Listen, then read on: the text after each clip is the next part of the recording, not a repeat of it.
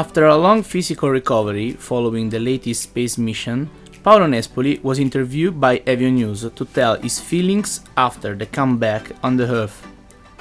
The Italian astronaut talked also about the differences between the training for the United States Space Shuttle and for the Russian Soyuz, focusing on the Russian ability to adapt at every situation. For what concerns the future International Space Station, the Nespoli's hope is that countries work together for space exploration. So Paolo, how is the recovery after your last flight? We are now at 6 months after landing, and we consider the recovery phase complete. It's very intensive for the first 3 weeks, where we really do at least 3 or 4 hours a day of physical fitness, of getting back to normal life.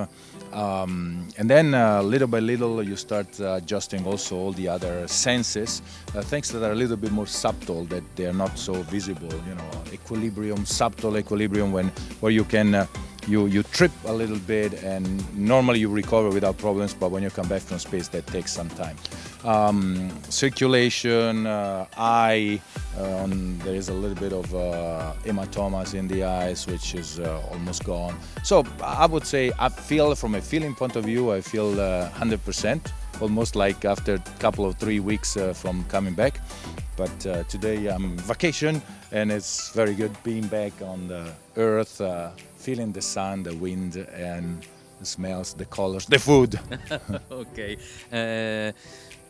Another question is, you have flown on shuttle, American shuttle, and on Soyuz. So, what do you find very different in the training between American and Russian? Well, we do train together for the International Space Station, because this is the kind of missions that we do together. So that kind of training is very much similar. The difference is more in terms of the vehicle itself that we used to go to the station. We used to fly on the shuttle with a really special, specific training done in the United States. Today we do training in Russia with the Soyuz spacecraft. You know, the basis of the training are relatively the same, meaning that you need to know about the vehicle, you need to understand the system on board, you need to understand the regular nominal procedures, you need to understand off-nominal procedures and emergency. The implementation, it's a little bit more, it's slightly different. The Americans have a very complete, clear plan, and the Russian have, but they're a little bit more flexible in their capabilities. In fact, one of the crew members from our crew was changed at the last moment, and suddenly an American astronaut materialized in our crew in the last few months, and they were able to adjust and have him fly in space without problems. So that shows the flexibility of the Russian system, the capability to adapt, the very fast capability they have to adapt to off-nominal situations. Last question.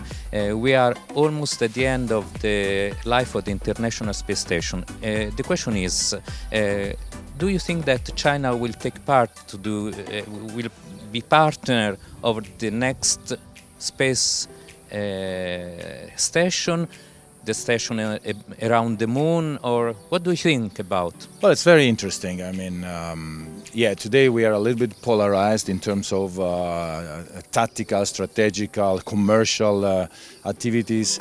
I'm not quite sure about what Russian or United States or Europe or even China will do. You know, the future is it's very interesting, always interesting. As an astronaut, I would say that from the International Space Station you really see the world as a unique entity. You don't see the borders. You see that we are living on this small planet after all, and it seems out of question that we need to start working all together, pool the resources, pool the capabilities, and work, make a mission in space for the whole human being. So I really wish that China and all the other nations will work together in the future to continue our exploration of our solar system, but even beyond. We need that.